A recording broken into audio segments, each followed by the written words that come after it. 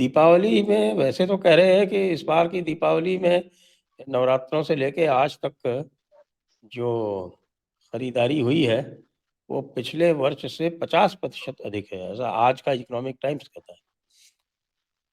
लेकिन लोग बाग जो है वो सोना चांदी नहीं खरीद पा रहे। सर यही फायदा हो गया है बाकी इंडस्ट्रीज को, क्योंकि ये सारा पैसा अगर सोना चांदी में चले जाता तो बाकी खरीदारी नहीं हो पाती। अच्छा। जैसा हमें पता है कि धनतेरस के हाँ, समय और दिवाली के आसपास परिवारों में एक खुशी का माहौल रहता है और उसको सेलिब्रेट करने के लिए शॉपिंग और ईटिंग आउट, ये दो चीजें होती हैं जिसमें काफी खर्चा होता है, कपड़ों में, बाकी घरों की चीजों में। ये एक फेस्टिवल टाइम। अब अगर सोना चांदी अफोर्डेबल नहीं है तो परिवार तो यही सोचेंगे चलो कुछ और ले लेते हैं। और यही फायदा हुआ है बाकी इंडस्ट्रीज को कि जो पैसा सोना चांदी में जाना चाहिए था, अब वो सोना चांदी में ना जाकर अब वो बाकी जो इंडस्ट्रियल गुड्स हैं या वाइट गुड्स हैं जो घर की जरूरत है उस पे गया है।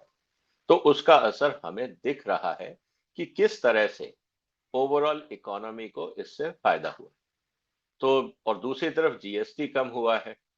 तो मुझे लगता है कि मोदी साहब को, ट्रम्प साहब को थैंक यू बोलना चाहिए कि आपके कारण अच्छा। हमारा जो इंडस्ट्रियल ग्रोथ है, कैपेसिटी यूटिलाइजेशन बढ़ गया है। और मैं तो शुरू से कह रहा हूँ थैंक यू ट्रम्प, कोई मेरी बात सुनता नहीं है। थैंक यू ट्रम्प लगातार जारी है, क्योंकि वो बार बार जो है उसी बात पे आ जाता है, अरे रशियन ऑयल रशियन ऑयल। अच्छा, रशियन ऑयल का भी चक्कर ये बता रहे हैं कि साहब की रशियन ऑयल पे उसने रोक इसलिए लगाई थी कि ऑयल के दाम बढ़ जाए। और ऑयल के दाम उसने बढ़ाने की जब कोशिश की तो चाइना की जो इन्वेंट्री थी उसने वो इन्वेंट्री रिलीज करनी शुरू कर दी, और दाम वैसे के वैसे रहे बल्कि और कम हो गए। तो ट्रम्प बाबू का तो काफी लॉस हो गया। नहीं, ट्रम्प बाबू को अभी तक ये बात समझ में नहीं आ रही है कि वो दुनिया को अपने हिसाब से नहीं चला सकते। हर देश की, हर समाज की अपनी जरूरतें हैं, अपनी मजबूरियां हैं, अपना काम करने का तरीका। और दूसरी बात, ट्रम्प साहब ये भूल जाते हैं कि इस समय दुनिया में अगर सबसे अनरिलायबल आदमी कोई है जिस पे कोई भरोसा नहीं करना चाहता, तो वो है अमेरिका के राष्ट्रपति मिस्टर डोनाल्ड ट्रंप। ये एक ऐसे व्यक्ति हैं जिसपे इनके अपने लोग भी भरोसा नहीं करेंगे। तो इनके कहने के हिसाब से अगर देश अपनी पॉलिसीज बदलेंगे तो वो खतरनाक रास्ता होगा। इसीलिए भारत सरकार ने पहले दिन से कह दिया हम अपने राष्ट्रीय हित देखेंगे। चाइना ने अपने हिसाब से काम किया, रशिया अपने हिसाब से कर रहा है, सारे ब्रिक्स नेशन अपने हिसाब से कर रहे हैं। यहां तक कि अब यूरोपियन देशों में भी जनता का गुस्सा सड़कों पे आ रहा है ये कह के कि हमारे नेता इतने पिछलग्गू क्यों हो रहे हैं ट्रंप के, वो अपना डिसीजन खुद क्यों नहीं ले पा रहे, जिसके कारण हमारे यहाँ समस्याएं बढ़ रही।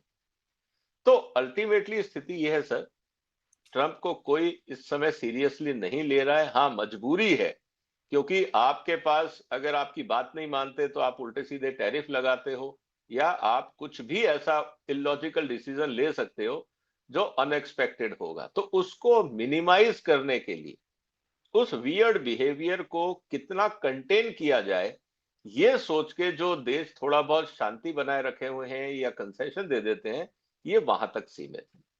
इसके अलावा मुझे नहीं लगता इस समय दुनिया में कोई ऐसा राजनेता होगा, चाहे वो उनके कितने ही करीबी लोग हों, जो ट्रंप की बातों पे भरोसा करे। क्योंकि एक कहावत है ना sir, action speaks louder than the words. Correct. जब वो जाते हैं, ये कहते हैं मैं ईरान से बात कर रहा हूं, और जाके ईरान पे बमबारी कर देते हैं। तो दूसरी तरफ वो बोलते हैं कि नहीं मैं रशिया से बात कर रहा हूं, 1 घंटे में लड़ाई रुक जाएगी, और हथियारों की सप्लाई शुरू कर देते हैं, लड़ाइयों के लिए और पैसा दे देते हैं। तो कुछ कहना और करना, कथनी और करनी में बहुत फर्क है इनका। इसीलिए इस समय ट्रंप साहब की जो क्रेडिबिलिटी है, मुझे लगता है कि दुनिया में इससे खराब क्रेडिबिलिटी किसी और नेता की नहीं। जी, थोड़ा सा ये बताएं कि ये जो अप्रत्याशित उछाल हुआ है सोने और चांदी की कीमतों में, और चांदी में तो ऐसा लगता है कि जबरदस्त सट्टेबाजी हो रही है, क्योंकि उसका जो है वो सट्टा बहुत ऊपर जा रहा था, अचानक गिर गया, 18 तारीख को ड्रॉप हो गया, लोगों का नुकसान हो गया। तो थोड़ा इसमें क्या मार्केट का प्ले चल रहा है, थोड़ा समझाइए। संजय जी, आपके दर्शकों के लिए मैं बता दूं, इस पे मैंने 3 वीडियो बनाए हैं मेरे चैनल पे, पार्ट 1, 2 एंड 3। उसमें with data, with regulation, with contract, हर चीज का उसमें डिटेल्ड एनालिसिस है और करीब 7 लाख से ज्यादा लोग उसको देख चुके हैं। तो आपके दर्शक भी अगर डिटेल में समझना चाहें तो वहां जा सकते हैं, देख सकते हैं मेरे चैनल पे। आपकी परमिशन से मैंने उनको निवेदन कर रहा हूं। जहां तक बात है कि ये सट्टा क्या चल रहा है सर, इसमें 2-3 चीजें इंपॉर्टेंट है, मैं मुख्य बातें बता देता हूं। सबसे पहले तो इस समय चांदी में डिमांड सप्लाई इम्बैलेंस है। जो ट्रेडिशनली चांदी हम लोग ज्वेलरी के लिए, कॉइन के लिए, यूटेंसिल्स के लिए इस्तेमाल करते थे, जब से हम लोगों ने high performance electronics, EVs, solar photovoltaic, जितने भी long duration high performance electronic goods पे काम करना शुरू किया है, चांदी की डिमांड इंडस्ट्रियल रॉ मटेरियल के रूप में काफी बढ़ी। और एक छोटा सा उदाहरण मैं दे देता हूं कि आज आप सोलर पैनल में उम्मीद करते हैं कि मैं गारंटी दे रहा हूं 20 साल की, 25 साल की, खराब नहीं होगा। सोलर पैनल तो आप सिलिका से और उसके वेपर से बना रहे हैं, लेकिन उसके कनेक्टर किससे बनाएंगे? 25 साल लोहा तो चलेगा नहीं, जंग लग जाएगा। एल्यूमिनियम फर्दर फ्रेजाइल है, कॉपर की अपनी इतनी लाइफ नहीं होती है, वो भी फ्रेजाइल है कंपैरेटिव टू अदर्स। तो ऐसी स्थिति में सिल्वर एक बहुत ही इंपॉर्टेंट इंडस्ट्रियल रॉ मटेरियल के रूप में सामने आता है। और अगर हम देखें कि सिल्वर की जो कंडक्टिविटी प्रॉपर्टीज हैं प्लस उसकी जो performance over the long duration है, वो उसको एक आइडियल मटेरियल बनाती है कनेक्शंस के लिए, कनेक्टिविटीज के लिए। तो आज जो 60%, 70% जो सिल्वर का कंजम्पशन हो रहा है हिंदुस्तान में, वो इंडस्ट्रियल यूज में हो रहा है। पहले सिल्वर यूज होता था फोटोग्राफिक फिल्म्स में, बहुत सारी मेडिसिन में, केमिकल इंडस्ट्रीज में, वो तो जारी है। फिल्म में थोड़ा सा, फोटोग्राफिक फिल्म में जरूर कम हो गया है, लेकिन अब जो पुरानी एक्सरे मशीन है वो अभी भी इस्तेमाल कर रही है, नए में तो बहुत कुछ इलेक्ट्रॉनिक हो गया है। लेकिन जो डिमांड है यूटेंसिल्स को लेकर, कॉइन को लेकर, ज्वेलरी को लेकर, प्रोपोर्शनेटली उसमें कमी आई, पहली बात। दूसरा, हम 80% जो चांदी है वो दुनिया से आयात करते हैं।